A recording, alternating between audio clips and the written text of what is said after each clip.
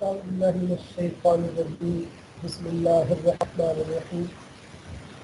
Dear students, in the previous lecture, we discussed operationalization. We break down the abstract variables into dimensions and elements, and then generate questions and statements about those elements, and then use different mechanisms to measure them. Abstract variables जो directly measure नहीं हो सकते, हम उनको ऐसे break down करते हैं into dimensions and elements कि वो मेजरेबल हो जाए. इसी प्रोसीजर को ऑपरेशनलाइजेशन कहते हैं. Measurement is the process of assigning numbers or labels to objects, persons or units. Scales are a set of symbols or numbers assigned by rule to individuals. Their behaviors are attributes associated with them.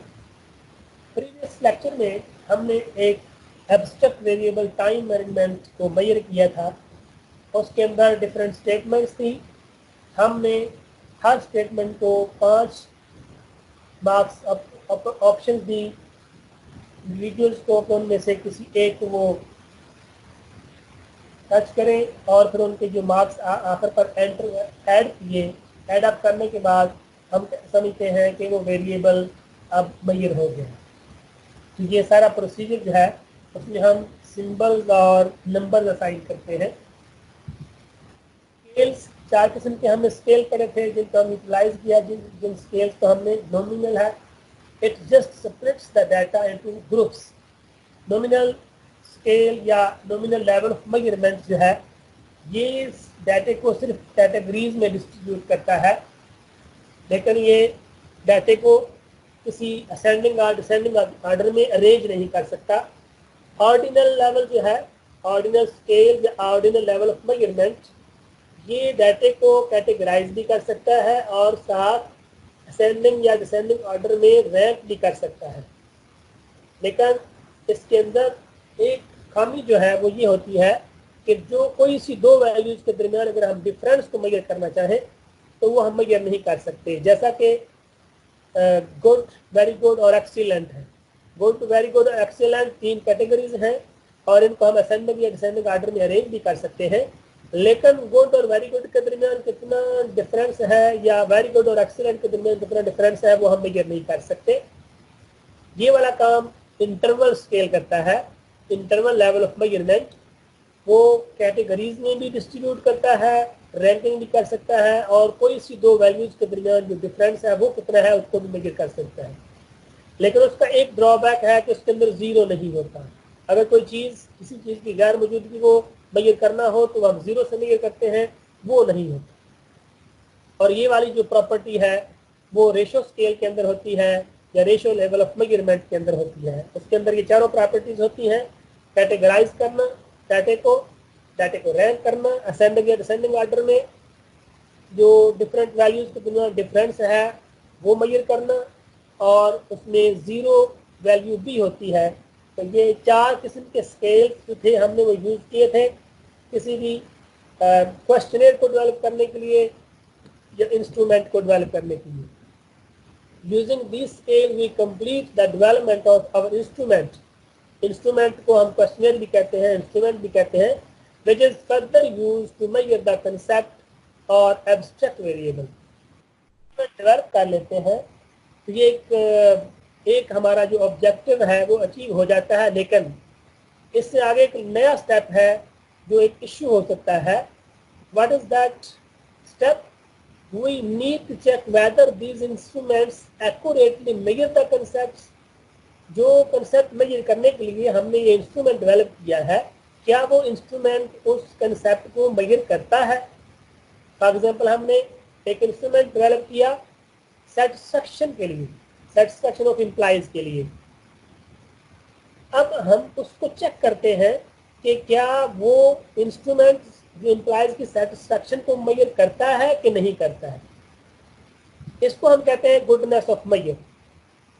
Once we have operationalized and assigned scales, we want to make sure that these instruments measure the concept accurately and appropriately.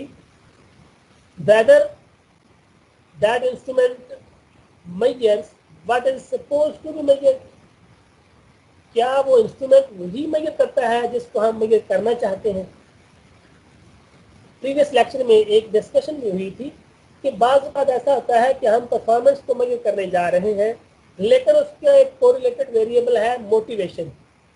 हम question जो है वो motivation के पूछते जा रहे हैं किसी भी इंडिविजुअल से, तो मोटिवेशन और परफॉर्मेंस आपस में कोरिलेटेड तो है, लेकिन ये नहीं हो सकता कि परफॉर्मेंस को मेजर करने के लिए हम मोटिवेशन के क्वेश्चनर को यूज करें। तो इसलिए हमें चेक करना होगा कि whether our instrument measures what is supposed to be measured, and it measures as well as possible.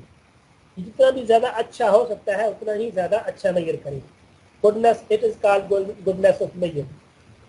Goodness of measure जो है वो दो तरीकों से हम मेजर करते हैं। नंबर 1 वैलिडिटी और number 2 reliability. Validity, it checks as to how well an instrument measures the concept. We check whether instrument measures what we want to measure. जो इंस्ट्रूमेंट हमने डेवलप किया है क्या वो उसी चीज को मेजर कर रहा है जो हम मेजर करना चाहते हैं। तो ये अगर तो ऐसा है तो ये वैलिडिटी जो है वो इंश्योर्ड होती है, तो वो जो हमारा इंस्ट्रूमेंट है वो वैलिड है। फॉर एग्जाम्पल हम बात करते हैं, हमने जो गंदम जो है उसको मेजर करना है। एक बंदा कहता है कि जी आप ऐसा करें, जो लीटर है, लीटर को यूज करते हुए गंदम को मेजर कर लें, तो क्या ये वैलिड है? यकीनन नहीं।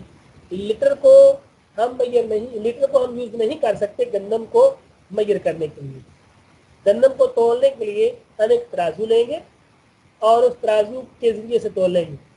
वो तराजू जो है वो जो वेट को जो तोलता हो, जो लिक्विड को तोलता हो, जो लिक्विड को नापता हो, उसको नहीं यूज करेंगे, बल्कि जो वेट को मेजर करने के लिए जो तराजू यूज किया जाता है वही वाला यूज करेंगे। तो वेट को मेजर करने के लिए जो तराजू है वो वैलिड है गंदम को मेजर करने के लिए, और उस जो लीटर वाला जो है, जो लिक्विड को मेजर करने वाला जो स्केल है, वो गंदम को मेजर करने के लिए वैलिड नहीं है। तो ये वैलिडिटी है।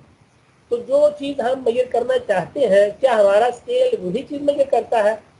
अगर ऐसा है then our scale is valid, our instrument is valid. तो ये हमारा जो तराजू हम यूज करते हैं, आजकल डिजिटल तराजू भी आए हुए हैं, हम उनको स्केल कहते हैं, इंस्ट्रूमेंट कहते हैं। तो वो एक इंस्ट्रूमेंट है जो गंदम को तोलने के लिए हम यूज कर सकते हैं, तो वो एक वैलिड इंस्ट्रूमेंट होगा। Reliability, it checks how consistently an instrument measures. Consistently वो इंस्ट्रूमेंट जो है उस चीज को उतना ही मेजर करे जितना वो है। If a scale gives the same reading when we apply it again and again, then it is reliable. मिसाल के तौर पर हम गंदम तोलने के लिए जो तराजू को यूज करते हैं, हम गंदम की कुछ मिकदार जो है तराजू के ऊपर रखते हैं। वो तो डिजिटल तराजू जो है वो हमें कहता है ये इसकी जो मेजरमेंट है वो 1.5 किलोग्राम है। आप उसको उठा लें, दोबारा उसके ऊपर रखें, 2 मिनट के बाद फिर रखें, 3 मिनट के बाद फिर रखें, तो वो 1.5 ही उसको डिक्लेयर करेगा। अगर तो ऐसा है तो इसका मतलब है दैट इंस्ट्रूमेंट इज रिलायबल। और अगर ऐसा नहीं है, पहले उसने 1.5 शो किया, दोबारा हमने उसको जब तोड़ने की कोशिश की 2 मिनट के बाद उसने 1.45 शो कर दिया, तीसरी दफा 1.53 शो कर दिया, तो ये जो डिफरेंट वैल्यूज उसकी आ रही है, it shows that that instrument is not reliable for measuring the weight. तो ये रिलायबिलिटी और वैलिडिटी का कंसेप्ट है। हम इन दोनों कंसेप्ट्स को यूज करते हुए चेक करते हैं कि हमारा जो मेजर जो है, हमारा जो स्केल है, हमारा इंस्ट्रूमेंट है, तो वो ठीक है कि नहीं है, गुड है कि नहीं है। तो ये एक समरी है, इसको आप देखें, गुडनेस ऑफ डाटा। इसको मेजर करने के लिए हमारे पास दो तरीके हैं, रिलायबिलिटी और validity. Reliability, accuracy in measurement, and validity, are we measuring the right thing with right instrument? जो इंस्ट्रूमेंट है क्या उसके साथ हम वही मेजर करने जा रहे हैं जो वो मेजर कर सकता है। तो रिलायबिलिटी को मजीद दो आगे उसकी तरीके हैं जिससे हम मेजर करते हैं, स्टेबिलिटी और कंसिस्टेंसी। स्टेबिलिटी मेजर करने का जो मेथड यूज करते हैं उसमें टेस्ट रीटेस्ट रिलायबिलिटी है, पैरेलल फॉर्म रिलायबिलिटी है, और कंसिस्टेंसी मेजर करने के लिए हमारे जो दो मेथड्स हैं, इंटर आइटम कंसिस्टेंसी रिलायबिलिटी और स्प्लिट हाफ रिलायबिलिटी। तो ये तो रिलायबिलिटी को मेजर करने की जो डिफरेंट वेज हैं। और वैलिडिटी को हम मेजर करने के लिए हमारे पास तीन तरीके होते हैं। लॉजिकल वैलिडिटी, लॉजिकल वैलिडिटी के अंदर फेस वैलिडिटी और कंटेंट वैलिडिटी आती है, कंटेंट वैलिडिटी और फेस वैलिडिटी। दूसरा है क्राइटेरियन रिलेटेड वैलिडिटी, तो उसमें प्रिडिक्टिव वैलिडिटी और कंकरेंट वैलिडिटी। तीसरी है कंग्रुएंट वैलिडिटी या कॉन्स्ट्रक्ट वैलिडिटी। कॉन्स्ट्रक्ट वैलिडिटी की मजीद दो ब्रांचेज हैं, कन्वर्जेंट वैलिडिटी और डिस्क्रिमिनेंट वैलिडिटी। हम इनको डिटेल में डिस्कस करते हैं। तो reliability, based check for reliability. Reliability को चेक करने के लिए हमने देखा दो मेथड्स हैं, स्टेबिलिटी और कंसिस्टेंसी। स्टेबिलिटी में टेस्ट रीटेस्ट रिलायबिलिटी है और पैरेलल फॉर्म रिलायबिलिटी है। हम इसको देखते हैं। Test retest reliability, a measure of reliability obtained by administering the same test twice over a period of time to a group of individuals। हमारे पास एक टेस्ट होता है, वो हम टाइम 1 से पहले एडमिनिस्टर करेंगे, कुछ लोगों से कोई क्वेश्चन फिल कराएंगे, फिर हम एक टाइम 2 डिसाइड करेंगे, 2 हफ्तों के बाद हो सकता है। हम वो 2 हफ्तों के बाद दोबारा उसी ग्रुप से, उन्हीं लोगों से वही टेस्ट दोबारा फिल करवाएंगे। तो ये उससे जो उसके जो रिजल्ट्स आएंगे, जो स्कोर्स आएंगे, the scores from time 1 and time 2 can then be correlated in order to evaluate the test for stability over time. If there are few differences in score between the time 1 and time 2, then the instrument is stable and the instrument has shown test retest reliability. अगर हमारे जो scores हैं वो आपस में correlated है, तो इसका मतलब है कि जो पहले और बाद वाले दोनों स्कोर्स आपस में कोरिलेटेड है, तो हमारी टेस्ट रीटेस्ट रिलायबिलिटी जो है वो कन्फर्म हो जाती है। लेकिन इसके साथ कुछ इश्यूज हैं। It is difficult to get cooperation a second time. जब हम कुछ लोगों को कहते हैं कि यार आपसे हमने दोबारा डाटा लेना है, ये जो क्वेश्चनर आपको हमने दोबारा देना है, आपने फिल करके देना है, तो लोग आमतौर पर जो सारे लोग तो वो राज़ी होते ही नहीं है। तो कुछ जो है वो मतलब हीलो हुजूम के साथ राज़ी हो भी जाएंगे। तो ये it is one difficulty. Second जो प्रॉब्लम है इस अप्रोच के अंदर, respondents may have learn from the first time test and the responses are altered for second time. पहली दफ़ा जब पार्टिसिपेंट्स ने उस क्वेश्चनेयर को पढ़ा तो उन्होंने उसको अच्छे तरीके से लर्न भी किया था। अगर किसी ने अच्छे तरीके से नहीं किया हुआ तो काफ़ी हद तक तो किया ही होगा। जब वो दूसरी तरह हम उसको देंगे, 2 हफ्तों के बाद वही टेस्ट देंगे, जब उसको फिल करेगा तो वो पहले वाली लर्निंग को यूज करते हुए जो है उस टेस्ट को फिल करेगा, जिससे उसके स्कोर जो है वो चेंज हो सकते हैं। तो ये एक इशू है। तो उसमें जो कोरिलेशन जो है, हाई कोरिलेशन जो है डेवलप नहीं होगी। अदर फैक्टर्स में also present to alter these results like environment. अगर एनवायरनमेंट, पहले एनवायरनमेंट जो थी, पहली दफ़ा जब हमने टेस्ट दिया उस वक्त तो हो सकता है लाइट ना हो और इशू हो कि गर्मी लग रही है, वो बंदा जो है हमारा पार्टिसिपेंट है, जो रिस्पोंडेंट है, वो डाटा दे हमें, तो बादल नखास था। दूसरी दफ़ा जब हम उसको रिक्वेस्ट करें तो वो बड़े अच्छे मूड में हो और वो एसी रूम में बैठा हुआ हो, तो बड़े मज़े से उसको फिल करें। तो ये दोनों डिफरेंसेस है एनवायरनमेंट का या मूड का, तो ये भी एक इशू है टेस्ट रीटेस्ट रिलायबिलिटी को इंश्योर करना। सेकंड है जी पैरेलल फॉर्म रिलायबिलिटी।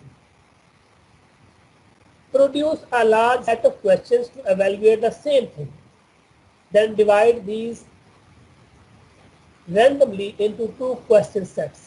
आपने काफ़ी सारे क्वेश्चन जो है वो पहले डेवलप कर लिए, फिर उनको 2 ग्रुप्स में, 2 सेट्स में डिवाइड किए। The same group of respondents answers both sets.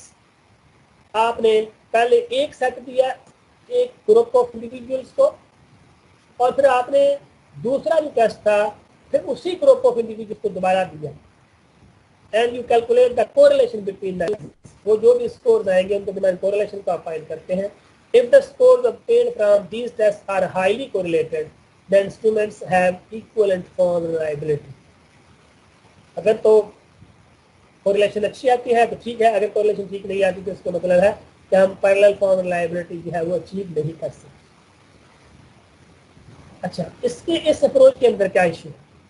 Tough to create two distinct forms that are equivalent. आमतौर पे जो दो इक्विवेलेंट जो फॉर्म है डेवलप करना, क्वेश्चंस को एक ही चीज पर दो दो क्वेश्चन बनाना, ये काफी एक टफ जॉब होती है और जिसकी वजह से ये इतना प्रैक्टिकल नहीं है। ये तो था हमारा स्टेबिलिटी। Now consistency. कंसिस्टेंसी के आगे दो मजीद ब्रांचेस है।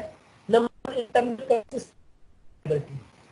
This is a test of the consistency of respondents' answers to all the items in the measure. The items should hang together as a set.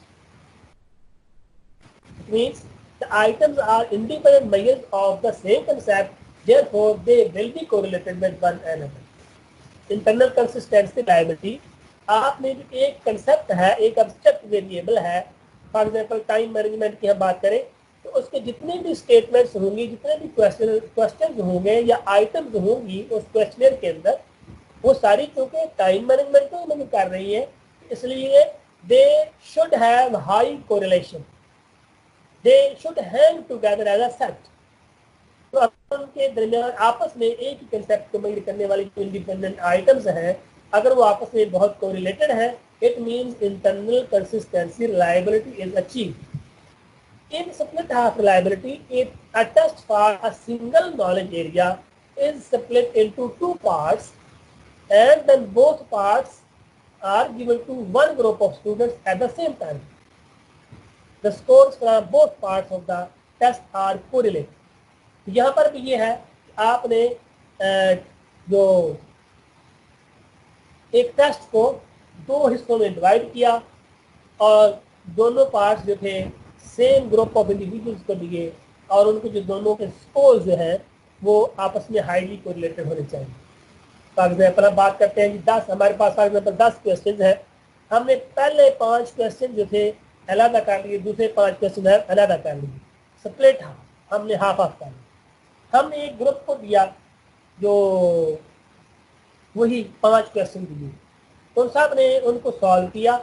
अब हम देखते हैं कुछ लोगों ने तो हाई मार्क्स लिए, कुछ लोगों ने मॉडरेट मार्क्स लिए, कुछ लोगों ने लो मार्क्स लिए। अब हम जब दूसरा हाफ भी उनको देंगे तो जिस बंदे ने, जिस इंडिविजुअल ने पहले हाफ में हाई स्कोर दिए थे, इस हाफ में भी उसके हाई स्कोर होने चाहिए। जिसने मॉडरेट स्कोर दिए थे सेकंड हाफ में भी उसके मॉडरेट स्कोर होने चाहिए, और जिसने लो मार्क्स लिए थे फर्स्ट हाफ में, सेकंड हाफ में भी उसके लो मार्क्स होने चाहिए। अगर ऐसा है then split half reliability is also achieved. तो ये हमारा कंसिस्टेंसी की जो थी, रिलायबिलिटी की जो चार डिफरेंट स्टेबिलिटी और कंसिस्टेंसी थी, हमने उसको मेजर किया। ये फॉर एग्जाम्पल हमारे एनरिच जॉब की अगर क्वेश्चनर की बात करें, इसको हम इन्हीं चीज़ों के लिए यूज कर सकते हैं, स्प्लिट हाफ के लिए यूज कर सकते हैं, या अगर हम इसको डबल इसका जो इंटरनल कंसिस्टेंसी जो है उसको मेजर करें तो इसकी जो आइटम्स हैं आपस में हाईली कोरिलेट होंगी। जो दूसरी चीज है वो है validity. Validity, whether what was intended to be measured was actually measured. जिस चीज को हम मेजर करना चाहते हैं क्या एक्चुअली उसी को मेजर किया है। हमने गंदम जो मेजर करना चाहते थे, क्या हमने गंदम को ही मेजर किया है और ठीक मेजर किया है, जो हमने स्केल यूज किया वो उसी वाला ही था। तो ये वैलिडिटी है। टाइप्स ऑफ वैलिडिटी में है content validity, face validity. Content validity, does the measure adequately measure the concept. Content validity हमें हम देखते हैं, जैसे हम टेबल ऑफ कंटेंट्स की बात करें तो उसके अंदर जो कंटेंट है वो जो एरिया सब्जेक्ट एरिया है, एरिया ऑफ सब्जेक्ट है, उसके जो जितनी भी उसकी चीज़ें हैं, फॉर एग्जाम्पल हम बात करते हैं कारपोरेट सोशल रिस्पॉन्सिबिलिटी, अगर हम इसके बारे में कोई बात करना चाहें तो उसके तमाम जो कंटेंट्स हैं वो सारे के सारे उसके अंदर शामिल होने चाहिए। Face validity, do experts validate that the instrument measures what it's name suggest it measures. तो फेस वैलिडिटी, अगर हम टाइम मैनेजमेंट की बात करें या सेटिस्फैक्शन की बात करें तो तो अगर एक्सपर्ट्स जो है उसको पढ़ने के बाद, उस स्केल को देखने के बाद अगर कहें कि हाँ ये सेटिस्फैक्शन को ही मेजर करता है, तो इसका मतलब है कि इसकी face validity is achieve. Criterion related validity, concurrent validity, predictive validity, construct validity, convergent validity और डिस्क्रिमिनेंट वैलिडिटी, हम इनको डिटेल में डिस्कस करते हैं। Face validity, experts of the subject area looks at the statements and questions of the instrument and conclude that it will measure what is intended to measure. तो ये face validity हमारी की होती है। Thus it is by definition subjective. तो ये subjective है, कोई इंडिविजुअल जो है, जो एक expert of the subject area है, वो डिफाइन करेगा, वो डिसाइड करेगा कि whether our instrument has face validity or not. Next है content validity, the degree to which the instrument items present the universe of the concept under study. जो concept under study है उसकी relevant जितनी भी items हो सकती थी, जितनी भी चीजें हो सकती थी, वो सारी की सारी इंस्ट्रूमेंट में शामिल है। Did the statements of the instrument cover all aspects of the topic? This is also subjective and is decided by the subject experts. Second ji, criterion related validity, the degree to which the measurement instrument can predict a variable known as the criterion variable. अगर आपको criterion variable याद हो तो हमने criterion variable जो dependent variable था हमने उसको कहा। तो हमारा जो वेरिएबल इंटरेस्ट है जिसको हम प्रिडिक्ट करने की कोशिश करते हैं वो क्राइटेरियन वेरिएबल होता है। तो उसके हवाले से जो वैलिडिटी है ये उसको मेजर करने के दो मेथड है। Number 1 predictive validity and number 2 concurrent validity. Predictive validity is the ability of the test or instrument to differentiate among the individuals with reference to a future criterion. Future criterion के हवाले से हमारा जो test है, हमारा जो instrument है, वो इंडिविजुअल्स को डिफरेंशिएट कर सकता है। For example, an instrument which is supposed to measure the aptitude of an individual when used can be compared with the future job performance of a different individual. Good performance should also have scored high in the aptitude test and vice versa. For example, हम एक job opportunity दे रहे हैं लोगों को, हमारे पास एक test है, हमने वो टेस्ट एडमिनिस्टर किया जो पार्टिसिपेंट्स ने, हमारे पास जितने भी पार्टिसिपेंट्स आए तो उसमें हम उस इंस्ट्रूमेंट में कुछ लोगों ने हाईली परफॉर्म किया, कुछ लोगों ने मॉडरेटली परफॉर्म किया और कुछ लोगों ने पुअरली परफॉर्म किया। तो अब अगर हम फ्यूचर में जाकर देखें, इस टेस्ट की बेस पर हमने लोगों को अपॉर्चुनिटी दी, जॉब की, अब हम फ्यूचर में जाकर देखें कि कौन सा इंडिविजुअल कैसे परफॉर्म कर रहा है। तो क्या हमारे जो इंस्ट्रूमेंट हमने यूज किया था जो एंट्री टेस्ट के तौर पर, एक कैंडिडेट जिसने वहां पर हाई मार्क्स लिए, अब वो यहाँ पर अपनी जॉब में भी हाईली परफॉर्म करे, और जिस इंडिविजुअल ने, जिस कैंडिडेट ने एंट्री टेस्ट में लो परफॉर्म किया था, अगर हमने उसको भी अपॉर्चुनिटी दी है तो वो उसकी जो परफॉर्मेंस है वो पुअर होनी चाहिए। अगर ऐसा है तो हमारा वो जो एंट्री टेस्ट था उसकी प्रिडिक्टिव वैलिडिटी ठीक है, अदरवाइज नहीं। तो हमारा इंस्ट्रूमेंट जो है वो फ्यूचर क्राइटेरियन के हवाले से भी इंडिविजुअल्स को डिफरेंशिएट कर सकता है। Concurrent validity, it is established when the scale discriminates individuals who are known to be different, that is they should score differently on the test. तो हमारा स्केल जो है उसके अंदर ये एबिलिटी अगर हो कि वो लोगों को डिफरेंशिएट कर सकता हो with respect to their ability, with respect to their interest. For example, individuals who are happy at availing welfare and individuals who prefer to do job must score differently on a scale which measures work ethics. For example, हमने work ethics पर एक scale जो है administer किया। दो किस्म के लोग थे, एक तो वो लोग हैं जो वेलफेयर फंड को अवेल करना चाहते हैं वो कहते हैं स्टेट से कि भाई बस आप जो वेलफेयर फंड है हमें वो 500 या 600 डॉलर जो है पर मंथ वो दे दिया करें, हमारा गुजारा हो जाएगा ज़बरदस्त, हमें कोई जरूरत नहीं मेहनत करने की। और दूसरे वो लोग हैं, वो इंडिविजुअल्स हैं जो जॉब करना पसंद करते हैं, वो कहते हैं हमें वेलफेयर फंड की ज़रूरत नहीं है, बल्कि हम तो अपनी जॉब करेंगे, अपनी मर्जी से कमाएंगे और खाएंगे। तो वेलफेयर फंड तो थोड़ा सा होता है, उसको गुजारा हो जाता है, लेकिन जॉब करेंगे तो हम ज़्यादा भी कमा सकते हैं। तो अगर हम उन दो किस्म के लोगों को अगर टेस्ट वो एडमिनिस्टर करें तो वो दोनों के जो है दोनों को वो डिफ्रेंशिएट कर सकता हो। अगर तो ऐसा टेस्ट है तो उसकी कंकरेंट वैलिडिटी जो है वो ज़बरदस्त है, और वो अगर ऐसा नहीं कर सकता तो वो टेस्ट वो इंस्ट्रूमेंट किसी काबिल नहीं है, उसको हमें इस तरह के मकसद के लिए यूज़ भी नहीं करना चाहिए। तीसरी है construct validity. Does the measurement confirm to some underlying theoretical expectations? If so, then the measure has construct validity. हम के जो इंस्ट्रूमेंट यूज कर रहे हैं, जो मेजरमेंट यूज कर रहे हैं, वो जिस थ्योरी को उसको फॉलो करना चाहिए, जिस थ्योरी के मुताबिक उसको होना चाहिए, क्या वो उस थ्योरी के मुताबिक है? अगर ऐसा है then construct validity is assumed, otherwise not. For example, if we are measuring consumer attitudes about product purchases, then do the measure adhere to the constructs of consumer behavior theory?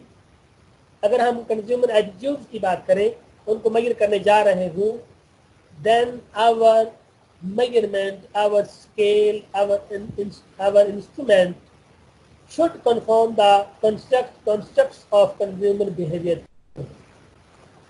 तो ये अगर ऐसा है फिर तो ठीक है, अदरवाइज वो ठीक नहीं होगा। तो हमारा जो थ्योरेटिकल उसकी बैकग्राउंड है वो उसको फॉलो करना चाहिए। थ्योरेटिकल एक्सपेक्टेशंस जो हैं, जो अंडरलाइन थ्योरी हो सकती है, उस थ्योरी को, उस कॉन्सेप्ट को फॉलो करना चाहिए। And this is the territory of academic researchers. ये जो एकेडमिक रिसर्चर्स हैं, पीएचडी करने वाले, एमफिल करने वाले या रिसर्च पेपर लिखने वाले, ये लोग, इनके लिए ये इंस्ट्रूमेंट्स की कंस्ट्रक्ट वैलिडिटी को मेजर करना जरूरी होता है। कैसे मेजर करते हैं? हमारे पास दो मेथड्स हैं, एक है कन्वर्जेंट वैलिडिटी और दूसरा है discriminant validity. A high degree of correlation among different statements are questions intended to measure the same construct.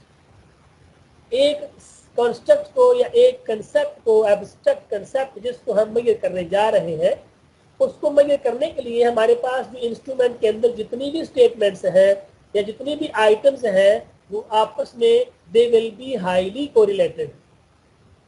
If they have high correlations then convergent validity is confirm. और convergent validity का confirm होना भी जरूरी है, यानी कि उनकी जो स्टेटमेंट्स की आपस में जो कोरिलेशन है वो हाई होना जरूरी है। अब हाई के हवाले से अगर हम बात करें तो उसमें डिफरेंट आगे मेथड्स जो है वो भी अगर हम किसी वक्त मौका मिले तो हम जरूर डिस्कस करेंगे। जैसे एब्स्ट्रैक्ट जो एवीई होता है, abstracted variance, average variance extracted AVE, हम उसको यूटिलाइज करते हैं। अगर उसकी वैल्यू 0.5 से बड़ी हो तो हम कहते हैं कि जी कन्वर्जेंट वैलिडिटी कन्फर्म हो गई, और अगर ना हो तो हम उसको नहीं, वो डिफरेंट मेथड्स हो सकते हैं। इसके अलावा कोरिलेशन जो है वो भी हाईली कोरिलेटेड का मतलब है कि 0.7 0.8 कोरिलेशन हो। तो ये डिफरेंट, उसमें डिफरेंट मेथड्स हैं जिनको हम आगे इंशाल्लाह वक्त मिलेगा तो स्टडी करेंगे। तो convergent validity, the statements within an instrument, within an construct should be highly correlated. Discriminant validity, the degree of low correlation among variables that are assumed to be different. हमारे पास दो डिफरेंट कॉन्स्ट्रक्ट्स हैं, for example एक satisfaction है और एक performance है, तो वो दोनों की जो स्टेटमेंट्स हैं वो आपस में कोरिलेट नहीं होनी चाहिए, यानी कि degree of correlation should be low, must be low. उनका अगर डिग्री ऑफ कोरिलेशन लो हो तो हम कहेंगे कि discriminant validity is also confirm. तो कन्वर्जेंट वैलिडिटी और डिस्क्रिमिनेंट वैलिडिटी ये कंस्ट्रक्ट रिलेटेड वैलिडिटी। आज हमने गुडनेस ऑफ मेजर या एक जो इंस्ट्रूमेंट की रिलायबिलिटी और वैलिडिटी को स्टडी किया। रिलायबिलिटी जो है दो किस्म की होती है, स्टेबिलिटी और consistency. Stability is measured with the help of test retest reliability and parallel form reliability. Test retest reliability, इसमें हम एक टेस्ट जो है वो कंडक्ट करते हैं एक ग्रुप ऑफ इंडिविजुअल में, फिर हम वही टेस्ट दोबारा कुछ अर्से के बाद, हफ्ते 2 हफ्ते के बाद दोबारा उसी ग्रुप के साथ दोबारा फिर कंडक्ट करते हैं। तो अगर वो दोनों स्कोर्स आपस में हाईली कोरिलेट हो, then we can say that retest reliability is confirmed. Parallel form reliability, हम उसमें दो क्वेश्चनर बनाते हैं, दो इंस्ट्रूमेंट बनाते हैं, दो टेस्ट बनाते हैं, और दोनों टेस्ट जो है एक ही ग्रुप से एक टेस्ट पहले कंडक्ट कर ले, दूसरा टेस्ट बाद में कंडक्ट कर ले, तो वो दोनों टेस्ट के जो स्कोर होंगे वो आपस में हाईली कोरिलेट होने चाहिए। अगर ऐसा है then stability is confirm. Consistency में दो चीजें हैं, इंटरनल कंसिस्टेंसी रिलायबिलिटी और split half reliability. Internal consistency reliability में हम जो एक कंस्ट्रक्ट की जो आइटम्स है उनकी आपस में इंटरनली जो उनकी कंसिस्टेंसी है, उनकी कोरिलेशन जो है उसको मेजर करते हैं। अगर वो हाईली कोरिलेटेड हो then we say that they are internal consistency, inter-item consistency reliability is confirmed. Split half, उसमें हम क्वेश्चनियर को दो हिस्सों में डिवाइड कर देते हैं, और एक हाफ जो है उसमें हम एक ग्रुप से जो है पहले फिल करवाते हैं, कंडक्ट करते हैं एक टेस्ट जो है, आधा टेस्ट जो है दूसरा हाफ बाद में कंडक्ट करते हैं, और उन दोनों का आपस में जो हाईली कोरिलेशन हो then we can say that consistency is also confirmed. Validity जो तीन किस्म की है, लॉजिकल वैलिडिटी में फेस वैलिडिटी और कंटेंट वैलिडिटी हमने पढ़ा। फेस वैलिडिटी जो होता है वो जो आइटम्स को पढ़ने के बाद एक एक्सपर्ट जो है वो अपनी राय देता है कि whether these statements are appropriate or not. और कंटेंट वैलिडिटी में वही एक्सपर्ट जो है उसी सब्जेक्ट एरिया का वही देखेगा कि whether all the related topics, all the related contents are included in that instrument or not. Second है क्राइटेरियन रिलेटेड वैलिडिटी, उसमें प्रिडिक्टिव वैलिडिटी और कंकरेंट वैलिडिटी है। कंकरेंट वैलिडिटी ये है कि वो दो किस्म के लोगों को अगर टेस्ट कंडक्ट किया जाए तो वो उनको आपस में डिफरेंशिएट करें, दो या ज़्यादा किस्म के लोग हो सकते हैं तो उनको डिफरेंशिएट करें। प्रिडिक्टिव वैलिडिटी ये है कि हम उसको जब उस टेस्ट को कंडक्ट करते हैं तो उसमें जो भी लोग शामिल हो रहे हों, फ्यूचर में अगर हम उनको कोई उस टेस्ट के बाद कोई एक जॉब दे रहे हों तो वो फ्यूचर में भी उनकी परफॉर्मेंस वैसे ही आपस में तनासब के साथ होनी चाहिए जैसा तनासब उनका उस टेस्ट के स्कोर में था। तो ये है predictive with respect to criterion related validity. Congruent validity या कंस्ट्रक्ट वैलिडिटी, उसमें कन्वर्जेंट वैलिडिटी है और डिस्क्रिमिनेंट वैलिडिटी है। कन्वर्जेंट वैलिडिटी का मतलब ये है कि एक जो कंस्ट्रक्ट के अंदर जितनी भी आइटम्स हैं वो आपस में हाईली कोरिलेट होनी चाहिए, और दो डिफरेंट कंस्ट्रक्ट्स की जो आइटम्स हैं वो आपस में पोअरली कोरिलेट होनी चाहिए या बिल्कुल नॉन कोरिलेट होनी चाहिए। तो ये हमारा आज का लेक्चर था। Thank you very much.